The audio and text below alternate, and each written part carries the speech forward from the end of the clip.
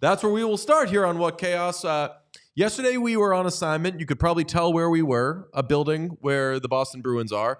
And we saw some friendly faces, did some fun stuff. You'll get that later. As we were there, we could have dipped over and gone to the Bruins press conference. Their like media day press conference, which is Neely, Sweeney, Charlie Jacobs, Jim Montgomery. And we declined to because it was going to be like a 3-minute walk that I forget how to do because I just don't go to that building regularly enough anymore. Like, let's just stay here. We'll monitor on Twitter. And honestly, it was for the best that we were not sitting in the room when that happened, where Cam Neely famously, Sean, do you have the video? Well, Cam Neely, Sean has the video. He's just being modest and shy. Famously said, he is not going to reveal the asks of Jeremy Swayman and what each side is doing, but that if he were Jeremy Swayman, he would have 64 million reasons to be in camp getting ready for the season. This came after, of course, Jim Montgomery declared Eunice Corpusalo, who respectfully, I've still never learned that guy's first name, which is very un-me. Is it Eunice? It's Eunice or Jonas, or maybe Sean can get a little... Jonas. Jonas? I think you're kind of splitting the difference, meeting in the middle. It's spelled Joonas, though. Weezer famously said, "My name is Jonas." Jonas. What? Jonas. Jonas? Jonas. My name is Jeff. It's from 22 Jump Street, if anybody hasn't seen that. But Cam Neely said 64 million reasons why he would be in camp. Mm-hmm. And disappointingly, everyone took that as like, whoa, the Bruins have offered Jeremy Swayman $64 million. I just took it as, oh, baby, what is you doing? How did you take it? I'm glad that we also weren't in the room because I would have let out a, oh, from the back. Sheesh, Cam. Yeah, pretty much. But I took it as, initially I took it as, whoa, they're throwing out a real number, maybe. But I'm not ever going to take Cam Neely or really like anybody's word as gospel in a situation that is as heated and as ugly as the one that has gone down between the negotiations between both sides there. So yeah, like I was surprised that he threw out any specific number, but I wasn't coming away being like, oh damn, the Bruins offered 8x8. I came away, the more I thought about it, as either like that is what they're setting, or like that's, I just can't envision a scenario where Cam Neely would straight up lie and throw out a number that wasn't close to what they had offered. I was just starting a remote television hit and was asked, what do you think of the Bruins' $64 million offer to Jeremy Swayman? Should he take it? As you were texting our group, Louis Gross, his agent's statement saying, normally, I do not release statements or discuss negotiations with the media. However, in this case, I feel the need to defend my client. At today's press conference, $64 million was referenced. This was the first time that number was discussed in our negotiations. Prior to the press conference, no offer was made reaching that level. We are extremely disappointed. This was not fair to Jeremy. We will take a few days to discuss where we go from here. So somebody's lying. Someone's dicking around. All I know is this dicking around happens, but it does not happen on the record in front of cameras with saying like, this is what we're throwing out there. No, this isn't true. Like Mark Bertrand from 98.5 The Sports Hub put it best, I thought. Both of these sides avoided arbitration, didn't want to go to arbitration. They're doing this right now. They're like having an arbitration hearing Public arbitration. publicly in front of all of us. Yeah. And Jeremy Swayman, from whom we haven't heard in a little bit, I'm sure is like bullshit right now, seeing that, because he's being, at the very least, he's being vilified, which is why even if that $64 million number was right, I thought that was fucking low of Cam Neely. Not what I would expect from him, honestly. And I say that as a compliment to Cam Neely, that I'm shocked that he would do that. Well, I mean, so if you think it's low, like the number's low, or the act of saying it? No, I think the practice is, and I think the behavior is not. So good. my counter would be like, do you think that you'd ever like justify it from Cam's perspective to be like, yo, we are throwing out a very fair number this is not going anywhere. We want our guy in camp. We want our guy on the opening night roster. And like, this is like the only card we have left to play is just be like, this is the number that we're willing to go to. If this is good enough, I will throw it out there. Yes, but isn't there somebody else you could say that to before? I forget who. I don't even know who asked the question. Maybe it's Joe Haggerty. It was DuPont. Okay, Kevin Paul DuPont. You couldn't tell Jeremy Swayman that? You have to. Dupes needs to find that out first. Yeah, I mean, I think that maybe Cam potentially is getting annoyed at what else is getting out there in terms of like the low ball offer reports. Like, I do think that there's something.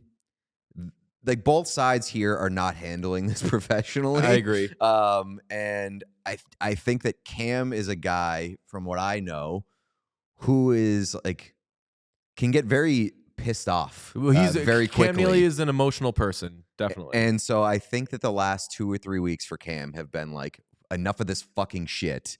And I think that he wants Swayman. I would be willing to believe that even if they haven't offered 64, that's the number that he's setting as the final number, and that they've been close to it. It sounds like they've been very close to it. I think Frank Cervalli said that they were.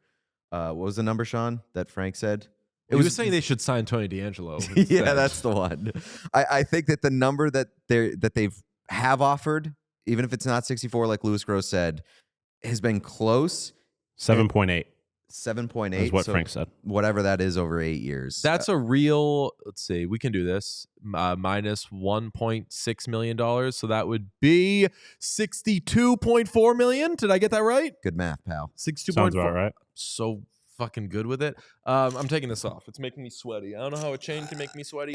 In Cam's defense, getting up there and being like, I would have 62.4 reasons to be playing right now. Not snappy. Doesn't hit the same. Not as good. But you can't go. You gotta say 63 then.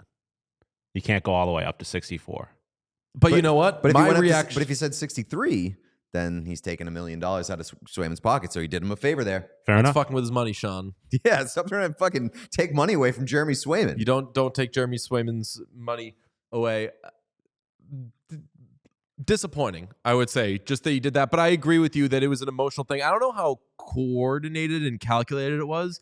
I think that definitely the Montgomery, Korpisalo, Jonas famously is our starting goaltender a week out thing is calculated because they're running out of shots to send.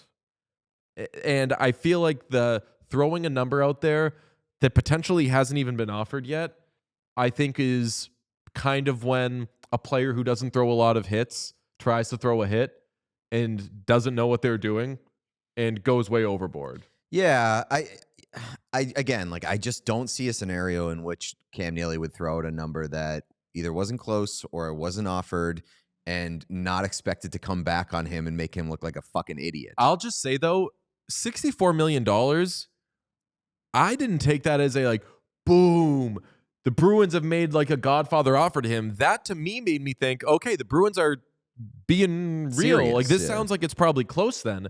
If he's putting $64 million, sounds like this could be I've been saying for a few days now, the Sorokin contract, which is 8 times $8.25 million. And yes, the circumstances are kind of different, but one of the ways in which the circumstances are different is that Jeremy Swayman is 4 years younger. So, like, can't do... The cap's going up as well, like... Yeah, although they would start at the same time because it starts this year. But I know what you're saying. Like, True. It's... If you're throwing 64 out there, it should be close. I would just, again, I'd bring that to the agent before I bring it to the player. An interesting thing, there's a few of them, but take a few days to discuss where we go from here. I've never had an interaction with a person or a conflict with a person where one of us has said, you know what, I just need to think about things for a few days, where then you come back and you're like, all good. Yeah. Usually, Thought about it. whether it's a romantic situation or whatever, like I need to take a few days to think. It happens in movies all the time. I'm going to go stay with my folks for a few days. Mm-hmm. That sort of thing. Usually don't end up getting back together after that. So I don't want to say it was fighting words, but it was like, look, as I said, we're running out of shots to take at each other before this thing is just donezo. And then we see from Elliott that he had heard 2 weeks ago that maybe a trade could happen. I don't know if it's getting there, but it seems realistic to me. Yeah, I mean, this is the last night when Gross put out the statement was the first time that I entered into panic mode as a Bruins fan. I always had faith that that they'd end up getting it done, regardless if it happened after the season or whatever. But you're right. Like, if you say we're going to take a few days to reassess the situation immediately after saying that, you know, the other side is just straight up lying to the media, like that obviously is cause for concern. And then hearing Elliott say that, yeah, they've kind of been getting calls. Like, he said that the Bruins weren't interested in trading Jeremy Swayman, but they were like exploring the possibility maybe. It is concerning. We talked to Fluto Shinzawa coming up, and he seemed to throw some water on that. I don't know. Like, at this point, I think my biggest concern, honestly, is Jeremy Swayman, because Jeremy Swayman, whether or not he decides to sign whatever contract is put in front of him or to actually go through with a trade request, I think that there's a chance that either way, he's going to hold it against the Bruins for a long time. I mean, if the check is big enough, I would be happy with anybody, but I think you're maybe kind of getting at this, or maybe just you saying that reminded me of this. I will say, and I am, if there is a bias here, I'm definitely biased in favor of Jeremy Swayman. So I will admit that.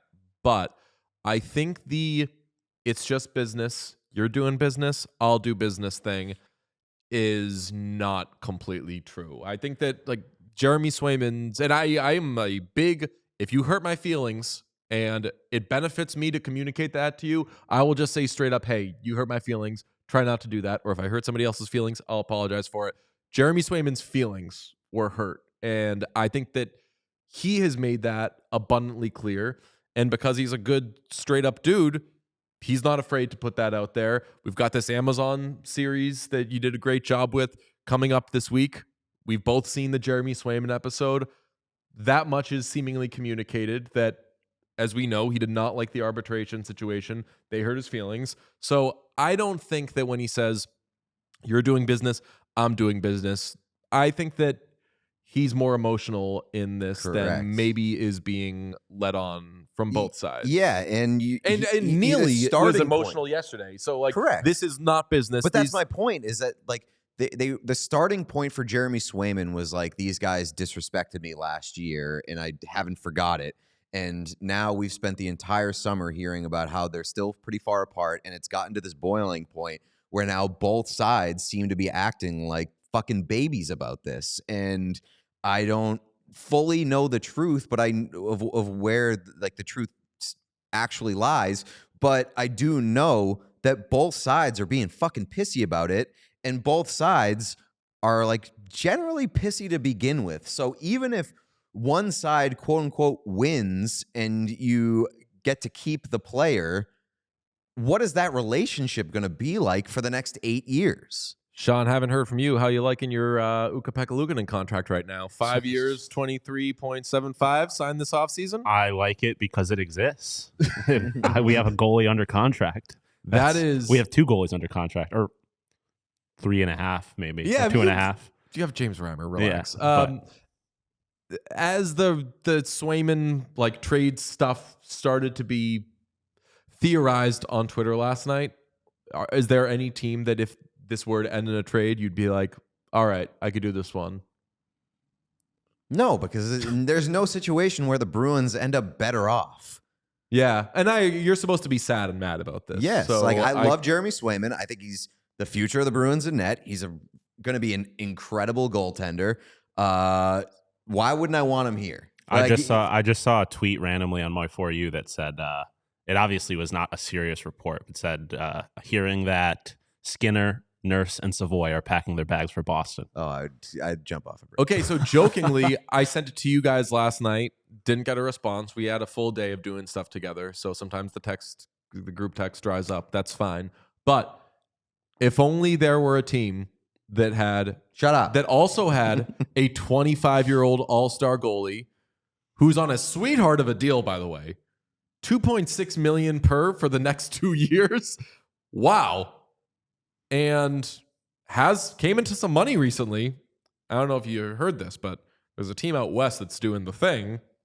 And because they're out west, they're a short 6-hour flight from Alaska. Famously, I Googled it. Mm-hmm. I'm just saying. No. Swayman the Oiler. I wouldn't even. I sincerely wouldn't want that because I would never see Jeremy Swayman again. One of my favorite things about living in Boston is that I regularly run into Jeremy Swayman, give him a hug because he's such a sweetheart of a guy. Although then I could maybe run into Stu. No, I don't want Swayman traded. I want him here, and he's also just such a fucking good guy. And this makes me sound like an old dork, but like a good ambassador for the game.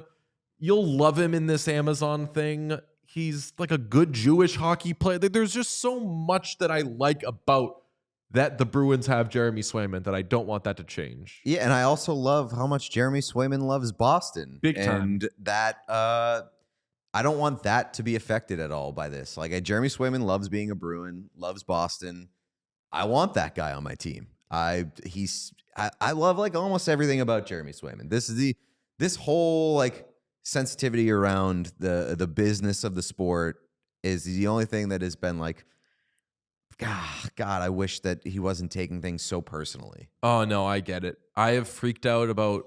I like that he's using it as motivation, but I don't like that it's seemingly standing in the way of like the Bruins have been able to get deals done with other big guys like Pasternak and like McAvoy, and it hasn't been this big of a saga and this played out in the media. And you mentioned like we're to the point where Cam Neely is vilifying Jeremy Swayman in this thing. The media in Boston Sports Radio, has been vilifying him for a little bit at this point. And I've seen fans take that, and I've seen fans kind of mimic that narrative. Just trade him. Whether they actually believe it or whether it's because they just repeat what they hear in the car, on the radio. I don't like the fact that this is turning people against Jeremy Swayman because I get it from his perspective, but I also think there's a point where he's been a little bit too public about it. And there's the question of how we talk with the Oilers thing. What if the offer sheets thing? What if the Oilers match those offer sheets to Holloway and Broberg? What would a team that's trying to win a Stanley Cup? How would that room embrace guys who fucked up their cap situation? I'm not saying Jeremy Swayman's fucking up their cap situation, but right now, this, which is not a holdout, this contract dispute between two sides is preventing the Bruins from icing their best roster. And this is a team that has veterans who want to win one last cup, free agents who came here because they're trying to win a cup, although granted, they got the contracts they wanted. But how does the room feel about this? Fluto Shinzawa did an informal poll of players after Cam Neely spoke yesterday and wrote, the results of an informal player poll after Neely's comments were that Swayman had the backing of the room to a point. Quote, the only time I could even see it getting a little bit weird, said one player, granted anonymity to speak freely about a teammate and his employer, would be if we didn't start out well and we felt like he could be helping us. So this still could get worse and more awkward if a healthy Jeremy Swayman is sitting there as Bussy and Korpisalo are chunking it. Because remember, a big part of last year's regular season success for the Bruins was that their goaltending, by all metrics, was helping them overachieve. Yeah. So lots to see there. I saw we had a super chat, and I think it really was emblematic of what I was seeing on social media last night, which is a lot of people, it's from the love of your life. I've been praying for a downfall of this nature. Is that a crying, laughing cat? Crying, laughing cat, yes. Crying, laughing cat. And then is that a heart or a tomato? Tomato. Why? I think it's like a the Boo Bruins. Boo, yeah. Throwing a tomato at the Bruins? Yeah, I mean, this is great news for everybody. The 31 other fan bases. You know how badly I want to root for Jeremy Swayman, like wholeheartedly? And that can only happen if he's not a Boston Bruin. Shut up, Sean. Hey, thanks for watching the channel. We appreciate everybody who checks out our stuff, but 80% of our viewers are not actually subscribed to this page, so if you could smash that subscribe button, it would go a very long way for us. The more subscriptions we have, the more visibility we get from YouTube, which allows us to do more. So press that button. Thank you. Before we get to Fluto, I did want to point out, like, Chad is mentioning the Lewis Gross factor, which people have been... They turned on him the last, 3 days very hard. Yeah, like... They found out who he was and do not like him. Yeah, for sure. And, I get the comparison because the William Nylander thing came out, and Nylander, if you remember, held out, missed the beginning of the season, got his contract. Lewis Gross is his agent. And then I think, in hindsight, Nylander said, I wish that I had just taken a deal, and, I had to speak to Kyle Dubas myself to kind of get the ball rolling and really make progress on that, which I think all totally fair. I just don't want to throw an agent under the bus that I don't know, especially when I don't know what's going on behind closed doors, and I don't fully trust Cam Neely and Don Sweeney not to be cheap about things. Exactly. And it's easy for William Nylander, after he then got the contract that he wanted, to be yeah, I wish I didn't miss time, though. I should have just taken what they offered before. Too late. I called the CBA store, and they're not letting me take that smaller contract. But him having to step in and be like, I talked to Kyle myself, and that's when we got the deal done. That happens all the time, though. Jason Varitek did that with the Red Sox when Scott Boras was driving a really hard bargain for them. He was like, hey, I really want to be signed by this date, so just get it done, will ya? So sometimes the player has to step in. I will say that Jeremy Swayman does not strike me as a player who wants to step in and tell his agent to knock it off. I think that if anything, Jeremy Swayman right now is win. Mm-hmm. Get us this deal. We talked to Fluto Shinzawa from The Athletic about all this because the Bruins had morning skate. They play Michkov tonight. So Fluto talked to us right before it. Here it is. Fluto Shinzawa from The Athletic. Pete's horrified by this whole Jeremy Swayman thing. What do you think happens? Well, the ball is in Jeremy's camp right now, DJ, in terms of it's his call. How does he react to this situation? Does he interpret this as just business? Because that's what it was from the Bruins side in terms of Cam Neely, Charlie Jacobs, Don Sweeney, and Jim Montgomery during their press conference. That was all business. That was not personal. And then we saw the agent responded, Lewis Gross, to all that by saying, very disappointed, no offer, $64 million. Let's take a few days and chill out. So, hey, Jeremy's in charge. He is the client. He's the boss. He's telling his agent how to proceed. How does he react? Is he say, okay, I can see this as just business. This is negotiations. We're getting there. Or does he take this personally? Because we've seen in the past that he's taken things that are business, specifically that arbitration hearing last year, personally. And I think that's what is driving a lot of his, I don't know the right word for it, but this pursuit of what he believes is right in terms of his contract. So we'll see. It's his decision on how to proceed. I don't want to force you to put on a detective hat or anything, but a lot of people spent the majority of yesterday trying to figure out if there was a side that was lying here, because obviously Lewis Gross pushed back on the Cam Neely thing. Do you have a sense of if there was some truth fudged on one side or another, who it might have been? I don't know, Pete. That's a tricky one in terms of, hey, where does the truth usually lie? Usually it's somewhere in between, right? So who knows? Maybe there was, maybe there wasn't. I have no idea what is the actual truth at this point. That's pretty hard pushback from the agent to say that there was no $64 million offer, i.e. 8 times 8. But again, that's business. You understand the agent and Jeremy's perspective. You hear your coach, you hear your CEO, you hear your president specifically throw down. You're going to want to respond. So who knows where the truth actually lies? I would suspect, again, somewhere in the middle. I don't know that that's the objective here. It's just a matter of interpretation. Okay, the bar has been raised. The negotiations have certainly been ramped up. Let's see.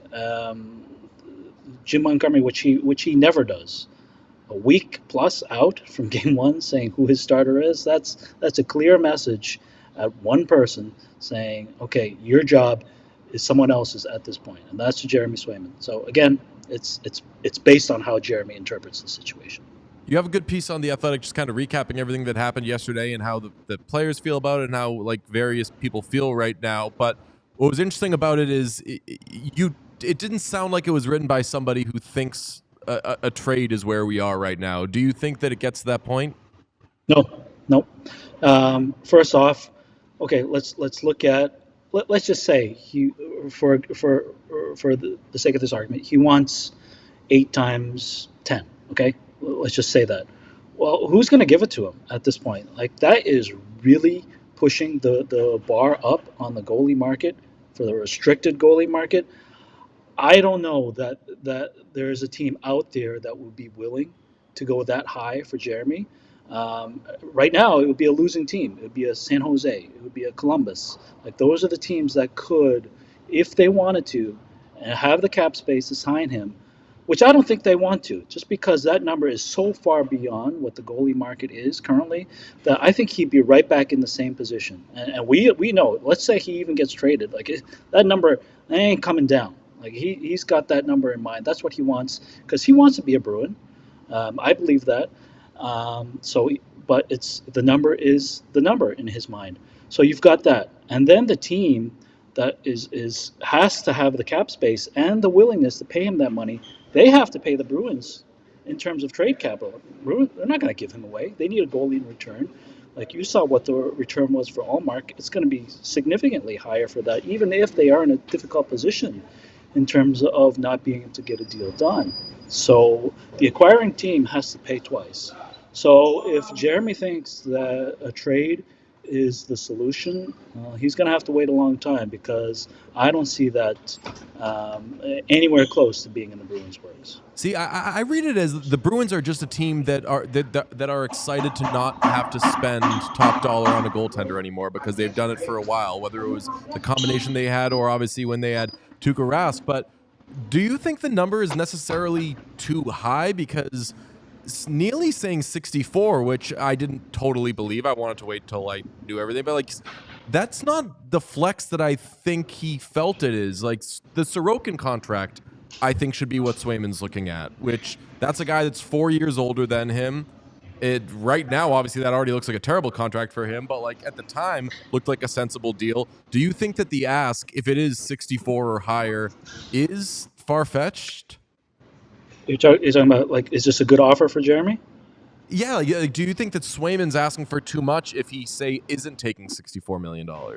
That's a good offer. That's a really good offer, especially based on the current contract market, the structure of goalies. That's going well beyond. Like his comparable right now in the market in terms of 25-year-old restricted goalie with some history. And let's see, like how many regular seasons has Jeremy been the number one in Boston? 0. Okay. That said, we all know how good he already is. Like the playoffs, best player, hands down, no discussion. And I think he's going to be as good as Vasilevsky. It doesn't necessarily mean that based on the marketplace, the league-wide marketplace, that he's going to be paid that way. Like the closest comparable is Thatcher Demko, and he was at 5 something. So, like if you look at it strictly from business, strictly as numbers, strictly from comparables, like you look at the surroundings, Sorokin, Bobrovsky, Hellebuck, they all signed when they were going to become unrestricted. Jeremy has 2 more years to go. That's just the reality of this system. Now, if he wants to break that system, if that really is part of his objective, good luck. Go get it. Like I think, that's great for labor to win in that situation. I don't know if that's going to happen. Earlier, you mentioned like his sort of emotional and how he takes things personally.